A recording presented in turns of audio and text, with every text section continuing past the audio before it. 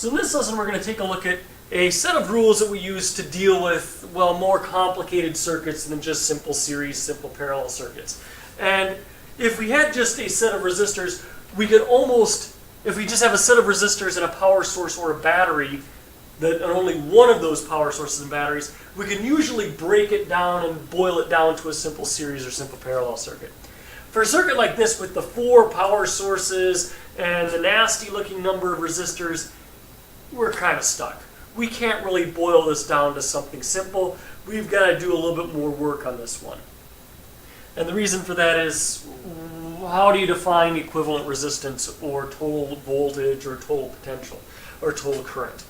So we have a set of rules that we use called Kirchoff's rules or Kirchoff's laws that allow us to begin to describe circuits like this. The 2 rules are as follows. In any closed loop of a circuit, the potential drop, when you add up all of the potential drops in that circuit, you should get 0. What that means is the number of places where you've gained potential is equal to the number of potential lost. So that's the loop rule.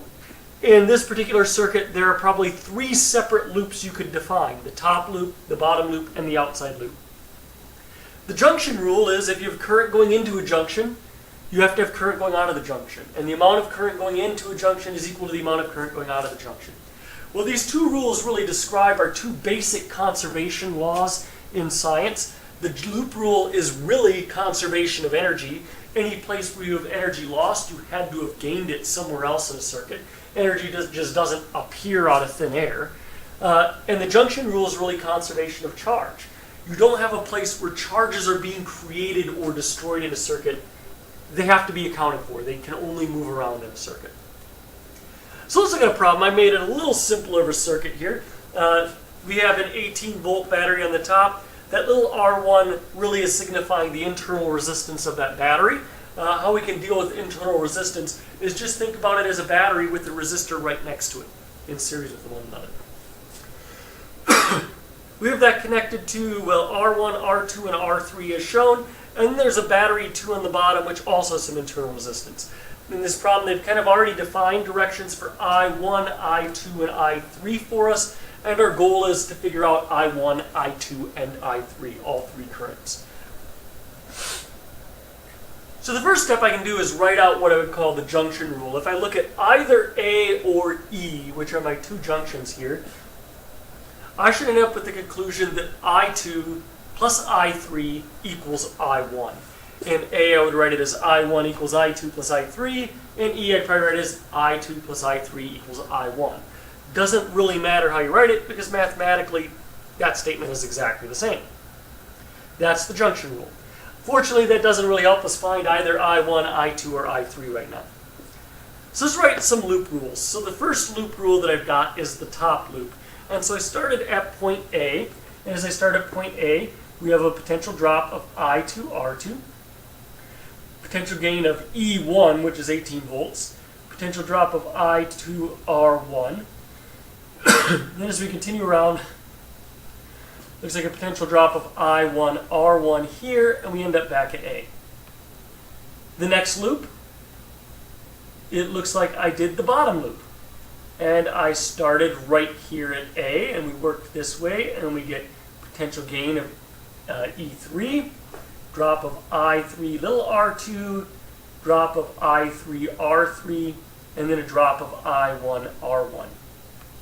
And the last one I did was the outside loop, and it looks like I started at point A on the outside loop, drop of I2 R2, gain of E1, drop of R2 R1, and then we start to go backwards. We go backwards across a resistor, so that's technically a voltage gain of I3 R3. It's technically a voltage gain of I3 little r2, and technically a voltage drop of E2. And so if you're going the opposite direction current is, gains and drops get flipped. We can talk about that more in class when we set up these types of problems. So I have 3 unknowns. I have 4 equations and 3 unknowns. It's certainly mathematically possible to find all 3 of the unknowns. So let's do a little bit of algebra on this. So I'm going to plug in what I know about the values so far. That's really what I know in the first equation. If I start to simplify this down, we can combine some things. I could do the same thing for the second equation, plug in the things that I know, combine some like terms, and start to simplify it down. And I can do the same thing for the third equation, plug in the values I know, simplify things down to, well, the most simple equation we could get.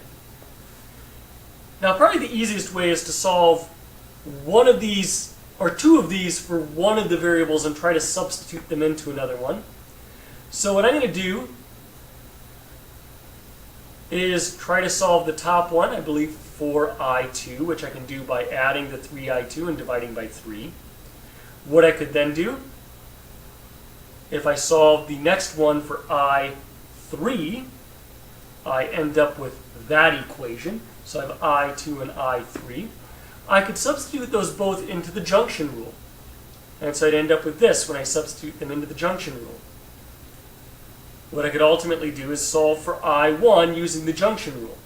Once I know I1, I could plug that in to find I2, and I could plug that in to find I3 into those equations.